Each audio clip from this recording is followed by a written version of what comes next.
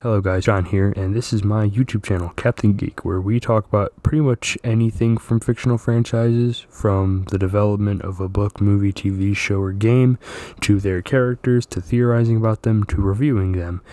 And any franchise could be talked about, from Lord of the Rings to Sonic the Hedgehog, but today we are talking about something that is in every franchise: villains and their importance. Villains in franchises are usually prominent throughout the franchise, especially the main one, with franchises like Transformers, Sonic, Star Wars, and Tales of Arcadia.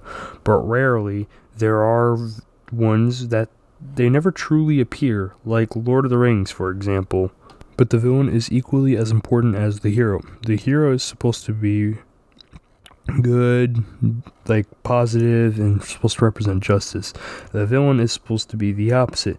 This idea of both being equally important and depending on each other in the story. The movie Megamind touches on this subject very heavily, specifically in the scene where Megamind explained to Minion that he's a villain without a hero, a yin with no yang, as he put it, and later saying he has no purpose, which could be this same for a hero.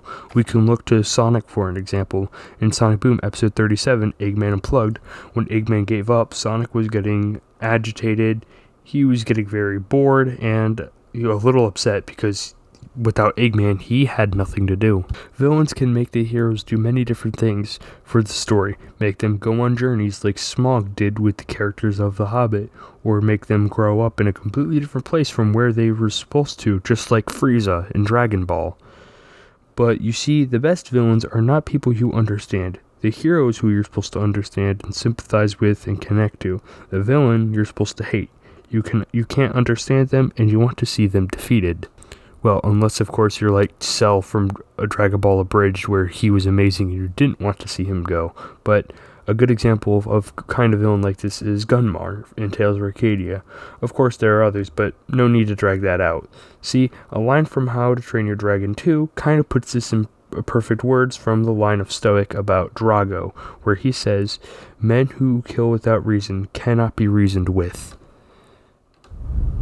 There are different types of villains, from evil scientists like Dr. Eggman, Shockwave, etc., which are known to test the intelligence of the heroes, and who tend to have rivalries with characters like Tails and Ratchet.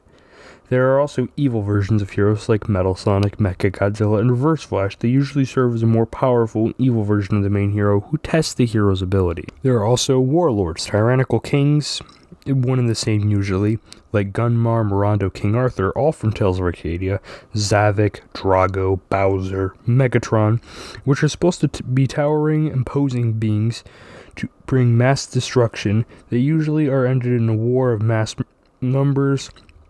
And there are also advisor villains that usually accompany these warlord, tyrannical king ones, but they are smarter and act usually as someone who tends to be very close to the main villain. And good examples of these kind of villains are like Dictatious, Usurna, Soundwave, Kamek, Tarkin from Star Wars, and there's also types of villains that usually serve as second-in-commands to the main villain.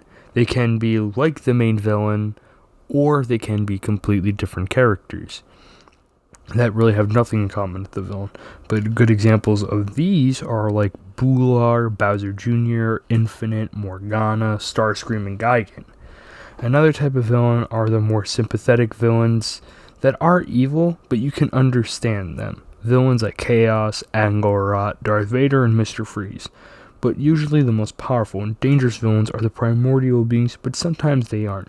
They usually serve as the most dangerous villains like Mephiles, Ghidorah, Unicron, Belrock, Skrail, Palpatine, and the Gravemind. Per franchise, they tend to be 8 to 10 main villains. They're the most relevant, of course. Franchises can have lower or a higher amount. This diverse amount of villains usually can use interesting stories for them and heroes, even showing the heroes how they interact and handle these diverse villains. But in short, remember the importance of the villain. Yeah, so very sorry on my part that I didn't show much emotion in this video. I just did want to kind of get straight to the point about this, but granted, once I start getting a bit of a better hang of this, I will definitely be showing more emotion. It's just right here, I kind of wanted to let the basis of what the videos are kind of going to be like, just laying the information flat out for you. But overall, I did hope you enjoyed this video, and if you liked it, subscribe, share it, and comment, of course. I want to hear your thoughts. I do not own any of the characters or artworks in this video. Anyways, Captain Geek out.